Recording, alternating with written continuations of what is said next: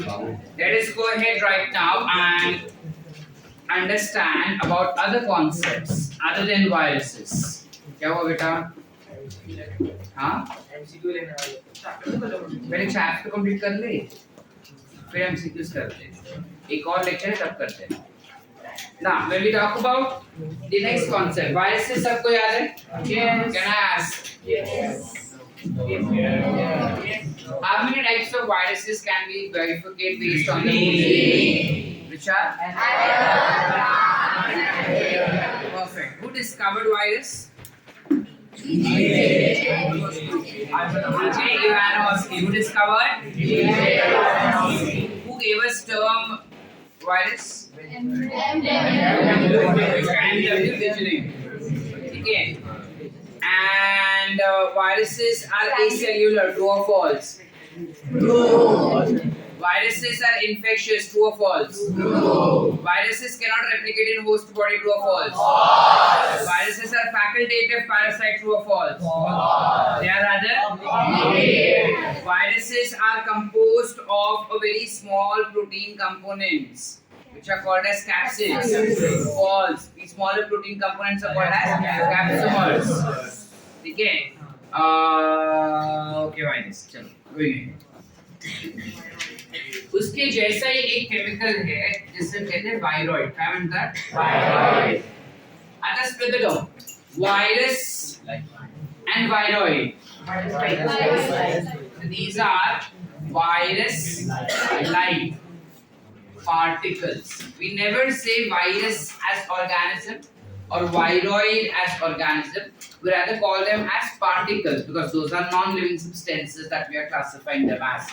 So viroid particles का जब हम बात करते हैं बेटा, these are ones which are like virus but nothing like virus. ये क्या बात हुआ sir?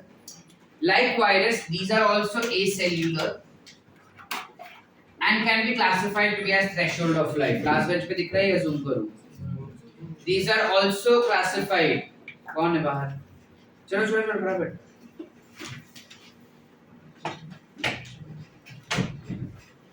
These are also acellular in nature. Okay. They also do not perform any digestion, respiration, nothing. Can they replicate themselves? Yes. Okay. Can they cause infection? Yes. When you talk about their infection, they are found to infect plants only. ये सिर्फ और सिर्फ plants में ही infection cause करता है. सबसे पहले एक साइंटिस्ट था जिसका नाम था Theodore Diener. He was the one who discovered viroids. ठीक है, in the year 1971, which is pretty much recently. 100 साल भी नहीं हुआ उसको. ठीक है, इस बंदे ने वायरॉइड का डिस्कवरी किया था पोटैटो प्लांट. ठीक है, इसलिए discovered potato spindle tuber disease, which was caused by potato spindle tuber viroids, also classified as PSTV. ठीक है, म्हणजे ये एग्जैक्टली होते क्या है? पोटैटो स्पिंडल ट्यूबर क्या होता है? ऐसा कुछ पोटैटो होता है अपना नॉर्मल पोटैटो. जब वो वायरॉइड्स से इन्फेक्ट हो जाता है या वायरस जब इनको इन्फेक्ट करते हैं तब इसका शेप चेंज हो जाएगा बेटा. And now the potato becomes tuberous like this. So this kind of infectious or this kind of potatoes are infected by viroids. ये हम खाते हैं क्या? Absolutely. इसको हम खाते भी है तो हमको कुछ इन्फेक्शन नहीं होता. नहीं, हम अगर इसको खाते भी है ना तो हमारे बॉडी में एज कुछ अबनॉर्मलिटी नहीं होता. छोटा मोटा चीज होता है जैसे वॉमिटिंग हो गया, डायरिया हो गया, नॉशिया हो गया. नॉशिया पता है? उल्टी जैसा फीलिंग होना लेकिन उल्टी नहीं होना. मराठीत म्हणतात कसं तरी होतंय. ठीक है, so that's basically this one. But ये viroids होते क्या है?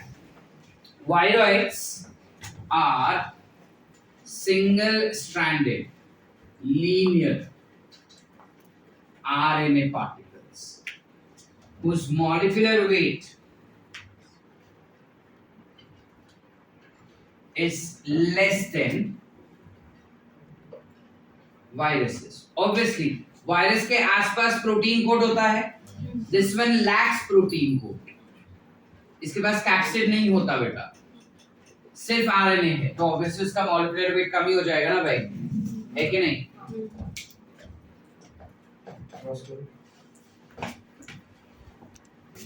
ठीक है, so they are also pretty much similar in nature ना। जनरली हम लोग ने वायरसेस के बारे में क्या बोला कि अगर होस्ट के बॉडी से बाहर निकालो ना तो वो इनएक्टिव हो जाता है और अपने आप को रेप्लिकेट नहीं करता, ये कर सकता है।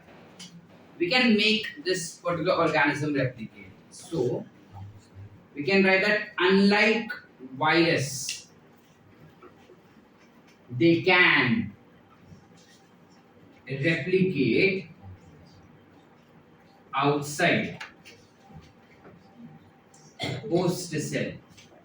होस्ट सेल के बाहर वो अपने आप को आसानी से रेप्लिकेट कर सकता है। कैसे करेगा? आर्टिफिशियली हम करते हैं इसको replicate. For example corona virus, उसका जेनेटिक मटेरियल इज आरएनए, ठीक है। We used to perform a test to check whether a person is suffering from corona or not. What was that test? RT-PCR. Very good. It was RT-PCR. So RT-PCR is basically a machine which tends to replicate RNA or DNA in an artificial atmosphere. नहीं समझे? RT-PCR basically machine. 12th में तुमको detail वो machine कैसे use करते हुए आएगा। अभी समझने के लिए ये बेसिकली एक ऐसा मशीन है जो रेहान अगर एक भी डीएनए या आरएनए हुआ, उस डीएनए या आरएनए को पकड़ के मल्टीप्लाई करता है और उसको मिलियन कॉपीज बना के देता है। ये होता है PCR. So this PCR is basically a machine that will help us in replicating RNA molecules. ये सिर्फ आरएनए है। तो वायरसेस अगर मैं चाहूं तो आर्टिफिशियल एनवायरनमेंट में मैं उसको मल्टीप्लाई नहीं कर सकता, यानी बॉडी के बाहर निकाल के मैं उसको मल्टीप्लाई नहीं कर सकता। बट इसको अगर मैं सेल्स के बाहर निकालूं तो मल्टीप्लाई कर पाऊंगा। सीधा उसको पीसीआर में डालो, वो मल्टीप्लाई हो जाएगा। समझ पा रहे कि नहीं समझ पा रहे? यस और no? So that is one thing about virus. I hope virus is clear. अब तक हमने इसका सिर्फ प्लांट में ही इन्फेक्शन देखा, एनिमल में इसका कोई इन्फेक्शन देखा नहीं है। एनिमल्स के लिए एक नया ऑर्गेनिज्म या नया particles which are called as prions. काय म्हणतात? prions. अच्छा, prions काय आहे?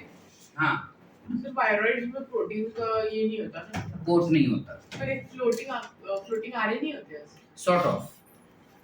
Those are sort of floating RNA which can easily gets transferred from one cell to another cell or from one organism to another organism very easily. और is it motile? Your hairs are motile, your nails are motile. Those are non-living substances, right? खत्म। तू दूध पीता है वो motile होता है? Glass जो गिर गया, अच्छा वो ऑन रिकॉर्डिंग तू गाली खाएगा। Okay, go for the next, which is prions. Prions are, हम पता है बायोमोलिक्यूल पढ़े थे, उसमें हमने प्रोटीन पढ़ा था। हमने प्रोटीन के बारे में क्या बताया कि स्ट्रेट चेन होता है primary structure and then it tends to coil for secondary structure which can either be beta pleated और it can be alpha pleated, correct. अब कभी-कभार क्या होता है कि प्रोटीन बन गया प्राइमरी स्ट्रक्चर, सेकेंडरी स्ट्रक्चर जो रहता है that is abnormally folded।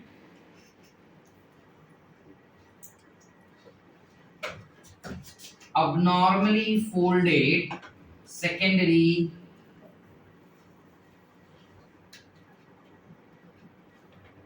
structure of protein। कभी कभार प्रोटीन का जो सेकेंडरी स्ट्रक्चर होता है वो ढंग से फोल्ड नहीं होता, और ढंग से फोल्ड ना होने की वजह से it becomes infectious and that particular protein is called as prions। समझे? Abnormally folded proteins which causes infection is called as prions। So again, it is not a living organism, it is acellular, कुछ भी नहीं करता है. So it is absolutely acellular which is capable of causing infection. ये जब infection cause करता है, generally we have seen it to infect only animals.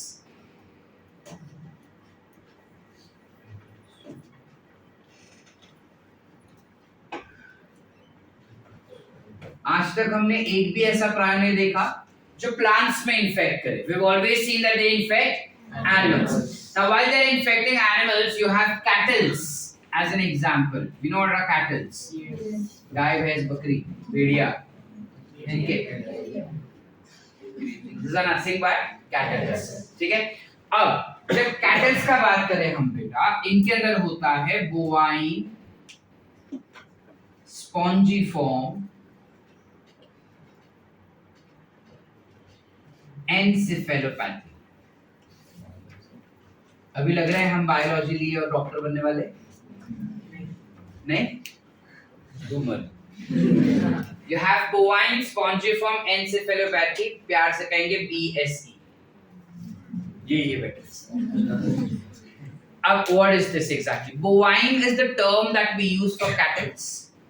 Spongiform is the word that we use for some spongy substance, hollow substance. Encephalopathy. Pathy is basically condition. Encephalo is brain. So bovines के जो brain होते हैं, normally अगर हम brain देखें किसी भी organism का, तो कुछ ऐसा रहेगा ना brain. एक side का ही दिखा रहा हूँ मैं. brain कुछ ऐसा रहता है. जब prions उसको infect कर देते हैं बेटा, तो brain जो होता है वो कुछ इस तरीके से उसके nerve cells जो वो टूट जाते हैं. And thus it becomes like this. Can you see the difference? Yes. पूरा खाली हो जाता है. हम बोलते हैं ना तेरे ऊपर वाले माले में कुछ है ही नहीं, खाली पड़ा है. वो लेजिटली खाली हो जाता है. Because cells get denatured. इसकी वजह से क्या होगा सर?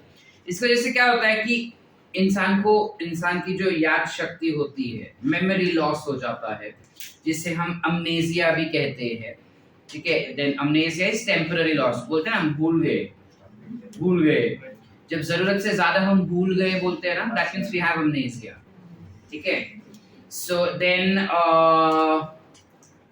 जो ऑर्गेनिज्म रहेगा उसका कोऑर्डिनेशंस बराबर नहीं होते बॉडी के कोऑर्डिनेशन समझता है.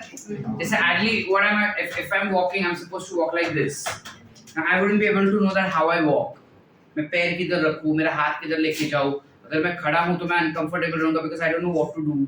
व्हाइल छोटे बच्चे कैसे, उनको स्लीपर वगैरह पहना रहेगा तो उनको समझता नहीं किधर कैसे डालने का. ठीक है. क्या बोलना है वो नहीं समझता उनको, उनकी जबान उसको साथ नहीं देती. They can not frame their words. All of this is caused during प्रायन infection. अब ये सारी चीजें जब अपने को कैटल्स में दिखती है तो हमको लगता है ये कैटल जो पागल हो गई है. That's why this disease is also called as mad cow disease.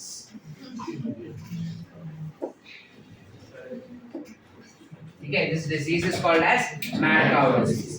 अब ये जो काव रहेगी वो दूध देगी, वो दूध हम पिएंगे. हमें थोड़ी पता है उसको क्या हुआ, हम तो पागल है गाय.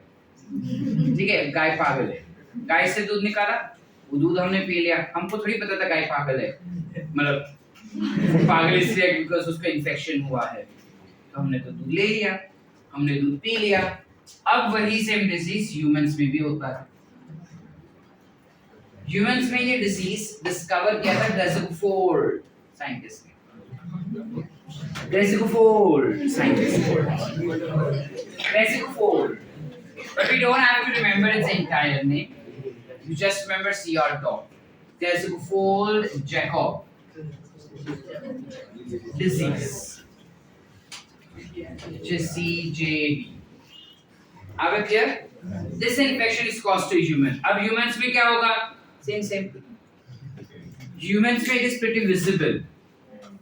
हमको समझता है कि ये भूल रहा है, इसका कोऑर्डिनेशन नहीं हो रहा है, इसको बोलने को नहीं जम रहा है. समझ पा रहे? अब जैसे अपना किधर गया? हाँ, तोड़कर.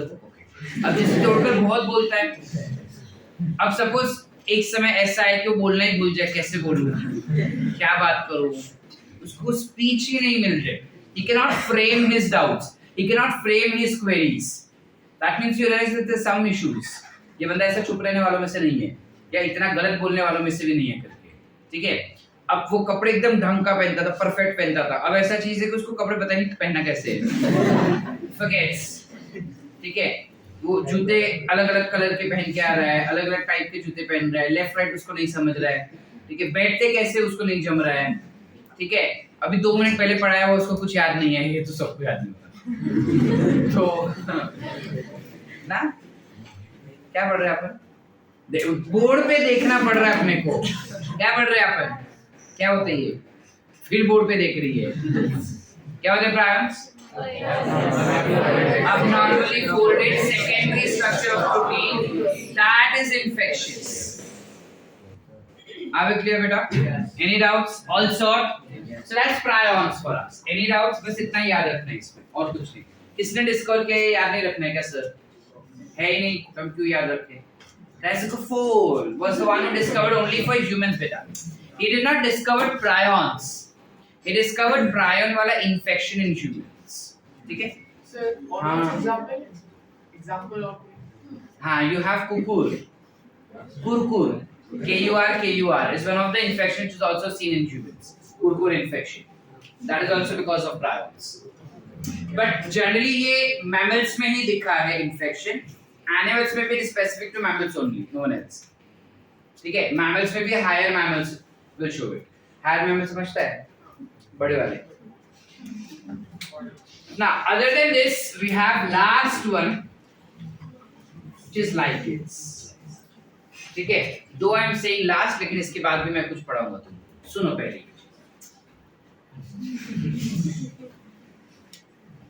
We talk about lichens. ठीक है? हम फंगस के समय पे पढ़ चुके हैं. Lichens क्या होता है बेटा? अलगे के साथ जब फंगस सिम्बायोटिक एसोसिएशन दिखाता है तब उसे हम कहते हैं क्या कहेंगे? So lichens are one which are showing us symbiotic association between fungi and algae, जिसमें this fungal component is called as mycobiome and algal component is called as phycobiome. समझ पा रहे? अलगे और फंगस दोनों साथ में रहे। अब ये एक स्ट्रक्चर है जो इतना घुल मिल गया है कि हम डिस्टिंग्विश नहीं कर सकते कि इसमें फंगस कौन सा है, अलगे कौन सा है, ठीक है। लेकिन इसके अंदर जो फंगस वाला पार्ट होता है उसको हम माइकोबायोम कहते हैं और जो अलगे वाला रहेगा उसको हम कहेंगे फाइकोबायोम, ठीक है।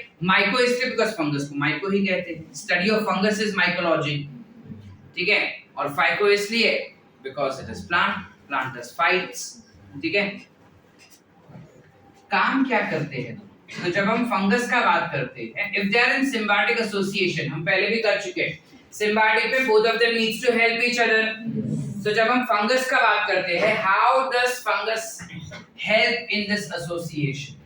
सो fungus tends to provide water and minerals plus shelter to algae. In return, algae क्या देता है फंगस को? So algae provides food to fungus. algae जब वो फंगस को खाना देगा, फोटोसिंथेसिस करता है ना algae, तो खाना देगा उसको. क्लियर है? They survive in every extreme condition except pollution. जहां पे एनवायरनमेंट पोल्यूटेड होता है ना, जनरली उस पोल्यूटेड एनवायरनमेंट में वो कभी सरवाइव नहीं कर पाता। इस वजह से लाइकेंस कभी सिटीज में दिखते ही नहीं है। Lichens are always seen in forest also, ठीक है। So talking about pollution specifically, जहां पे SO2 एंड NO2 का पोल्यूशन रहेगा या higher concentration of SO2 and higher concentration of NO2 रहेगा, उस टाइप के एनवायरनमेंट में वो नहीं दिखाई देता, वो ग्रो नहीं हो पाता. That's the reason we say that it is a good indicator. It is a good indicator of pollution. यानी अगर सांगली में मेरे को लाइकेंस नहीं दिख रहे हैं, that means Sangli has pollution. ठीक है, जहां पे भी लाइकेंस ग्रो नहीं किए, that means that atmosphere is polluted. Are we clear बेटा? And that's why we say that it is good indicator of pollution. Now ideally na lichens are good indicator of air pollution only, but हमारा NCERT ने वो specify नहीं किया. NCERT बोलते हैं कि pollution, they did not specify air. But याद रखना, अगर अपने को ऑप्शंस आए तो majority of the time it is air that is pollution. Lichens are air pollution indicators. They generally don't tend to grow in air pollution. What about water pollution, sir? Lichens पानी में नहीं grow करते अच्छे से. Very rarely you will find lichens in water. Aquatic lichens नहीं होते. ठीक है, जिस वजह से they cannot be a good indicator of water pollution. ठीक है, but then अगर आया तो sir, आया तो तुम लिखोगे कि they are water indicators also. Pollution indicator तो कहीं पे भी pollution होगा, it will be an indicator होगा. ठीक है, ठीक है. However, एक PYQ मतलब में पूछा था ये question that they are good indicator of, and there air pollution was given as correct answer because then there was very specific word as air pollution given to us. Lichens used to be a long paragraph then, but अब वो short करके एक paragraph में convert किया है. ठीक है. Lichens जो होता है, it tends to have thallus body. Fungus का बॉडी थैलस होता है, हम पढ़ चुके हैं. वैसे ही अलगे का बॉडी भी थैलस होता है. अब अलगे भी थैलस, फंगस भी थैलस, तो मिलके भी थैलस से बनेगा ना भाई. तो उनका बॉडी हो जाता है थैलस. इसके अलावा they are used in several purpose. अलग अलग जगह पे उसका यूजेस होता है. जैसे परफ्यूम बनाने में हम उसका इस्तेमाल कर सकते हैं, एंटीबायोटिक बनाने में उसका इस्तेमाल कर सकते हैं, ड्रग्स बनाने में हम उसका इस्तेमाल कर सकते हैं ना. Drugs we are talking about medicinal drugs. हाँ, ड्रग्स बनाने में इस्तेमाल कर सकते हैं, उसको फॉडर की तरह इस्तेमाल कर सकते हैं. कुछ जो होता है वो डेलिकेसीज की तरह भी खाया जाता है. ठीक है. देन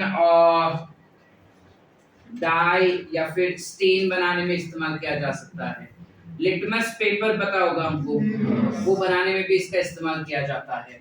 टेक्सटाइल इंडस्ट्री में भी इसका इस्तेमाल किया जाता है. मतलब you name the field and lichens are utilized there. They are very very brightly colored also.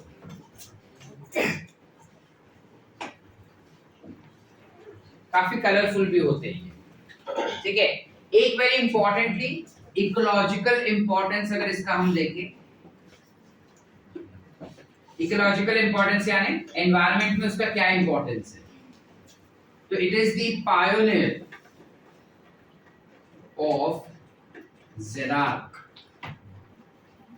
Succession. Now what exactly do we understand by this particular word? Pioneer यानी first. ठीक है. अब if I have to explain this concept, क्या होता है, for example जब बहुत साल पहले का बात करें, बहुत साल पहले, let's say विश्राम बाग में कोई रहता ही नहीं था. जो था वो मेन सांगली, ये पूरा जंगल वैसा ही था ना. पहले पूरा जंगल था ये. फिर धीरे धीरे कोई एक बंदा आया रहेगा इधर. ठीक है. let's say suppose कि मैत्रेय जो है वो कहीं से तो इधर रहने को आया. ठीक है. let's say वो रहता था किधर, ऐसा कजाकिस्तान. अब वहां से वो यहाँ रहने आया. अब इधर वो किसी को जानता नहीं था, उसको इधर जॉब लगा था, गवर्नमेंट जॉब. ठीक है. अब इसको कोई जानता नहीं था इधर. अब जब वो इधर आया तो उसको कोई घर भी नहीं दे रहा था. घर उसके लिए बहुत महंगा था. उतना महंगा वो घर अफोर्ड नहीं कर पा रहा था उस समय पे. तो इसने क्या किया, विश्राम बाग के जंगल में आके उसने कुछ पेड़ तोड़े और अपना घर बना दिया.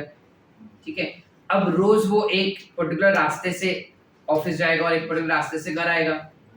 जंगल के अंदर जब आ रहा है तो उसको एक पर्टिकुलर रास्ते से आएगा ना, उस रास्ते पे आते आते वो क्या कर रहा है, आसपास के पेड़ तोड़ते तोड़ते आ रहा है, ठीक है, कुछ उसको खाना भी ना उसने उगाया रहेगा वो तो, और आसपास का सराउंडिंग क्लीन करता है, वहां पे खेती बाड़ी शुरू कर रहा है ताकि खुद का खाना खुद उगा सके, और उगाएगा तो वो सब खाएगा भी।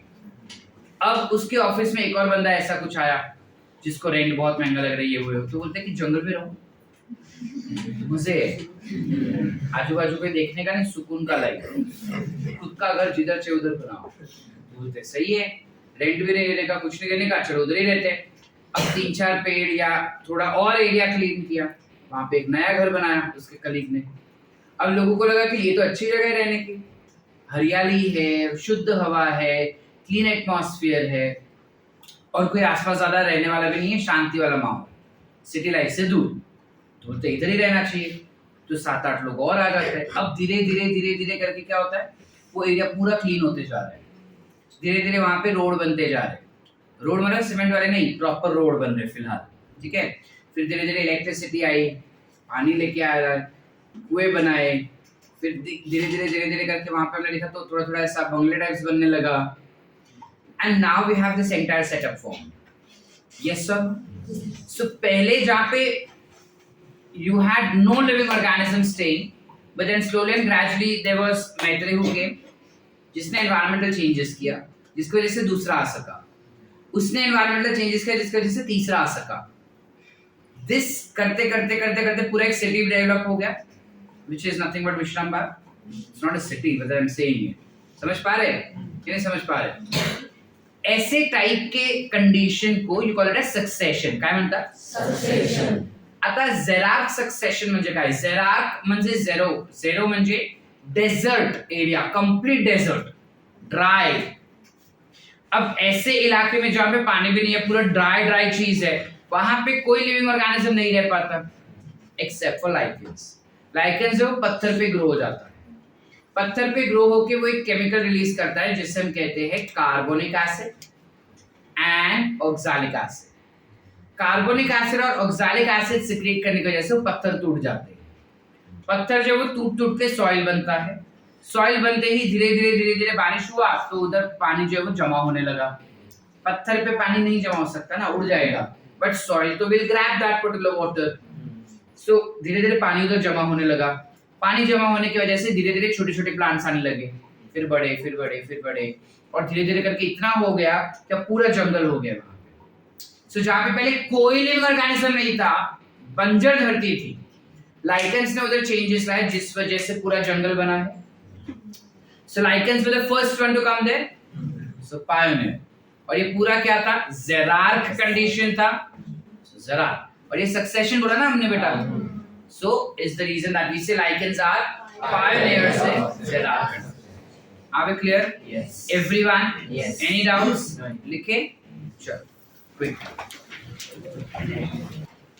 Now there's one point where we spoke about another one, which is mycorrhizae.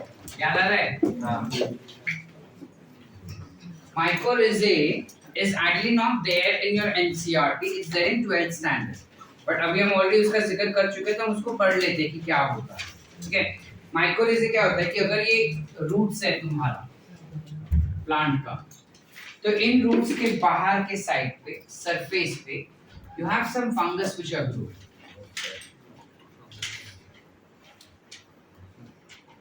ठीक है, there is a fungus which is growing.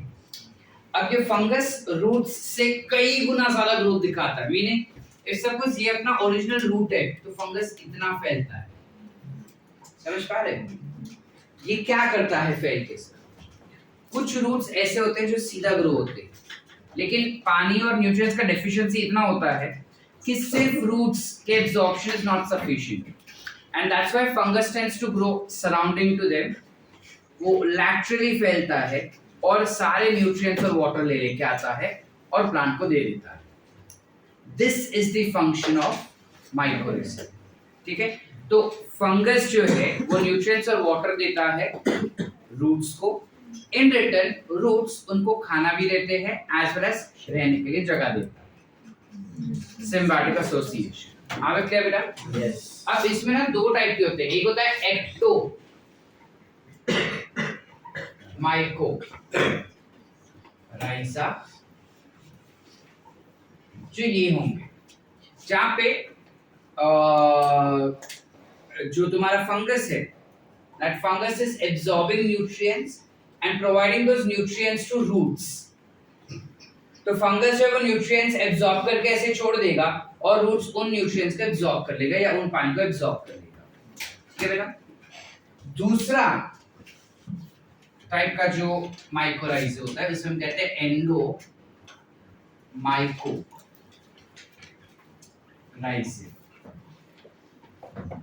एंडोमाइकोराइजम में क्या होता है, if this is the roots, roots के अंदर कुछ सेल्स होते हैं जिसे हम कहते हैं कॉर्टिकल सेल्स। क्या कहते हैं? कॉर्टिकल सेल्स, जो बेसिकली फूड स्टोर करता है उसके अंदर। सो दीस आर कॉर्टिकल सेल्स। अब फंगस क्या करता है? एज यूजुअल बाहर की तरफ इससे ग्रो कर रहा है, वो बाहर की तरफ ग्रो करने के साथ साथ, remember we said that fungus have root like structure called as rhizoids. Very good, they have something called as rhizoids. तो फंगस का जो राइजोइड्स होते हैं ना बेटा, it tends to enter inside the plant root, और रूट्स के अंदर भी वो कॉर्टिकल सेल्स के अंदर घुस जाते हैं। कॉर्टिकल सेल्स के अंदर घुसने के बाद उसका टिप जो है वो मॉडिफाई हो जाता है, या तो that tip will become like this, the ones that is shown, और इट बिकम्स लाइक दिस। समझ पा रहे? दो ही जाएगा क्या? बहुत जाएंगे, हम खाली दो रिप्रेजेंटेटिव बना रहे हैं। ठीक है, समझ पा रहे? तो इसने क्या किया, वाटर और मिनरल्स एब्सॉर्ब किया, एब्सॉर्ब करके उसको रिलीज कर दिया, and now plant is absorbing those water and minerals. Yes और नो? यस और no? Yes.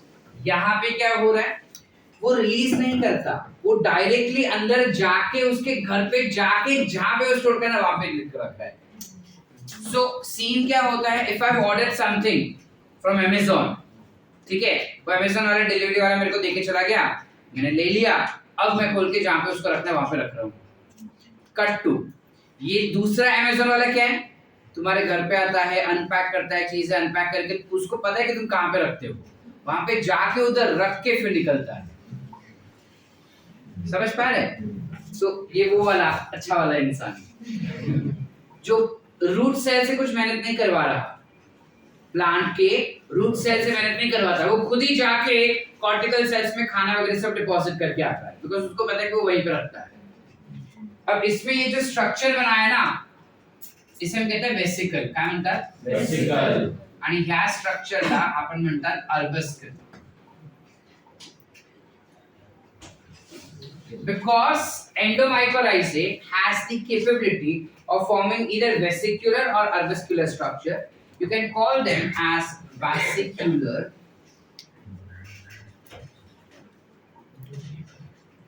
arbuscular, mycorrhizae, which is VAM.